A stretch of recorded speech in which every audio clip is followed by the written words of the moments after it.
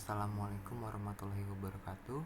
Perkenalkan, nama saya Suryanto dengan NPM 20234350533 dari kelas R6F. Di sini saya akan mempresentasikan proyek kami yang berjudul Sistem Informasi Penggajian Karyawan Terpadu atau disebut juga dengan SIKARYA, yang dimana sebuah sistem yang dirancang untuk membantu perusahaan dalam mengelola data karyawan, data absensi, hingga penggajian secara terintegrasi dan efisien. Berikutnya, mari kita langsung saja masuk ke bagian halaman login dan isi username dan passwordnya.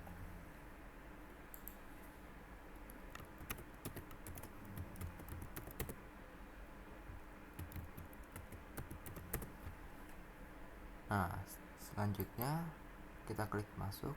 Setelah berhasil klik masuk, akan memunculkan pop-up login berhasil. Nah, setelah login berhasil, selanjutnya kita akan masuk ke menu atau halaman utama dashboard. Yang di sebelah kiri saya sudah terdapat 6 menu yang berisikan dashboard, departemen, karyawan, gaji, absensi, dan print. Nah, di bagian dashboard ini berisikan ada 4 data, yang dimana data ini berisikan data karyawan, data departemen, total gaji, dan data absensi. Selanjutnya kita masuk ke bagian data departemen. Nah, di kegunaan dari table departemen ini adalah menyimpan data nama-nama departemen yang ada di perusahaan. Tabel ini berfungsi sebagai referensi saat menginput data karyawan, sehingga nama departemen selalu konsisten dan tidak perlu diketik ulang secara manual.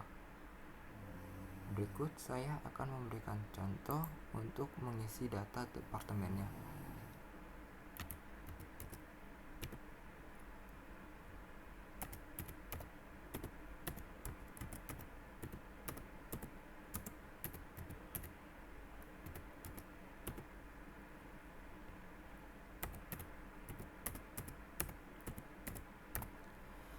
Nah, setelah data departemennya sudah terisi, selanjutnya kita akan mengklik simpan.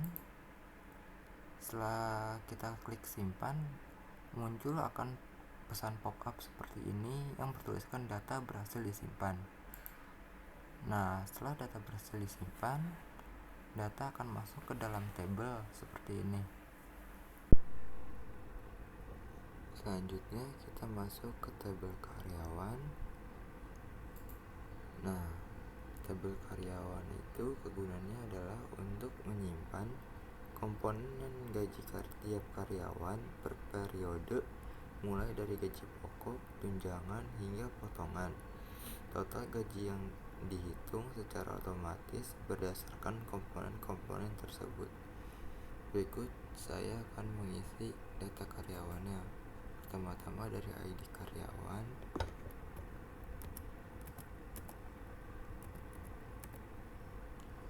selanjutnya kita isi NIK,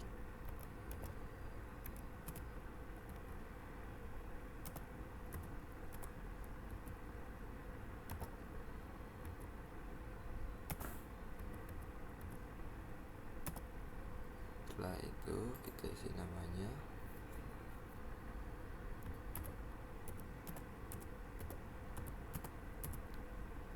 inisial Amin, nomor telepon,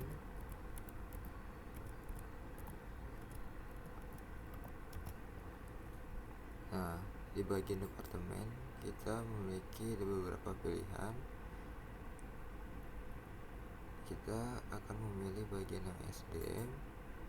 Lalu untuk jabatannya kita akan memilih bagian supervisor. Untuk tanggal masuk kita pilih bulan Mei tanggal 13 tahun 2026. Lalu kita klik simpan. Nah, di sini ada gagal penyimpanan dikarenakan ada kesamaan NIK. Kita klik OK, lalu kita ubah angkanya menjadi angka 9. Setelah kita klik simpan. Nah, setelah itu akan muncul pop-up data karyawan berhasil disimpan dan akan muncul di tabel paling bawah. Selanjutnya untuk masuk ke bagian gaji,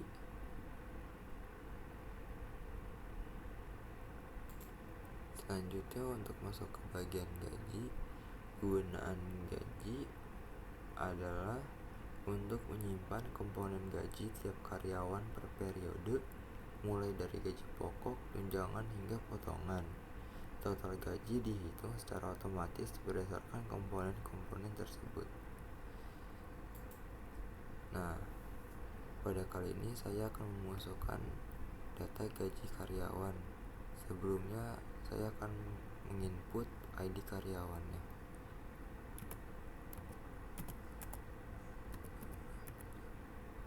Nah, setelah diklik enter, nama karyawan akan muncul otomatis. Kita pilih tanggal gajinya. Nah, di jenis gaji ini terdapat ada dua pilihan gaji, yaitu gaji tetap dan gaji tidak tetap. Gaji tidak tetap itu berdasarkan gaji pokok dan tunjangan. Di sini saya akan menginput gaji pokoknya.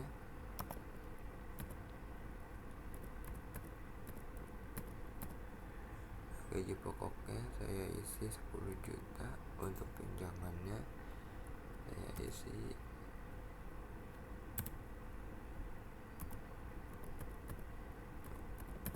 8 juta. Kalau dihitung total gaji, maka total gaji akan terjumlahkan otomatis 18 juta rupiah. Setelah itu kita klik simpan. Nah, akan muncul pop-up seperti ini, yaitu menandakan data baru berhasil disimpan. Kita klik nama Suryanto di sini. Setelah itu kita menginput gaji tidak tetapnya. Di sini ada dua, yaitu lembur dan bonus. Kita isi gaji lemburannya.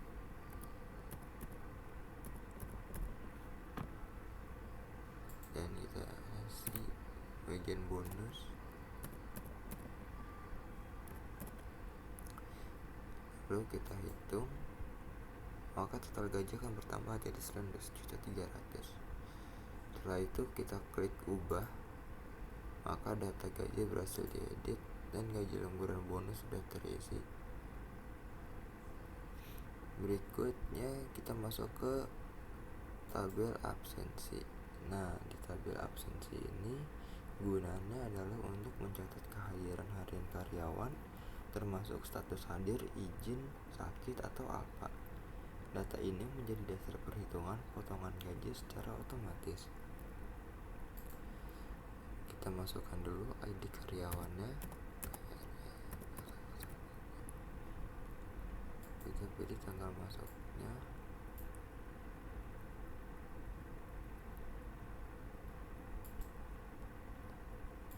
Kita ubah jam masuknya menjadi jam 7.15, untuk jam keluarnya kita ubah ke jam 5.40. Untuk status keterangannya hadir, keterangannya kita tulis time di sini.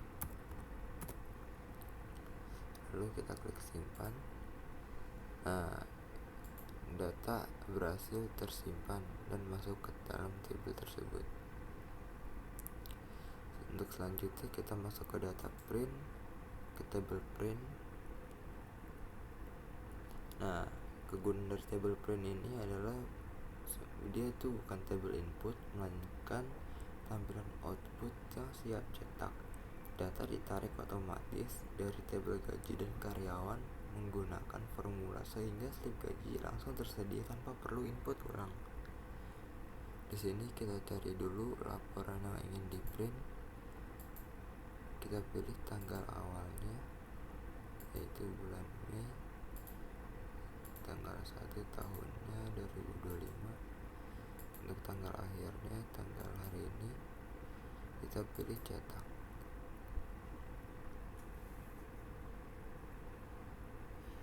Nah, setelah dicetak akan muncul laporan seperti ini, yaitu laporan data departemen. Selanjutnya kita cetak data karyawan, dan ini adalah hasil print laporan seluruh data karyawan.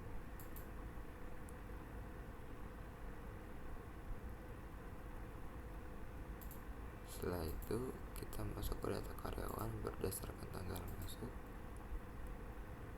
Nah, ini adalah printan dari laporan karyawan berdasarkan tanggal masuknya.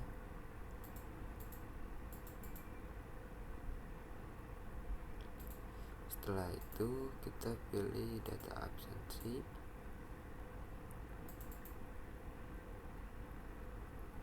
Berikutnya lagi ada print data gaji karyawan.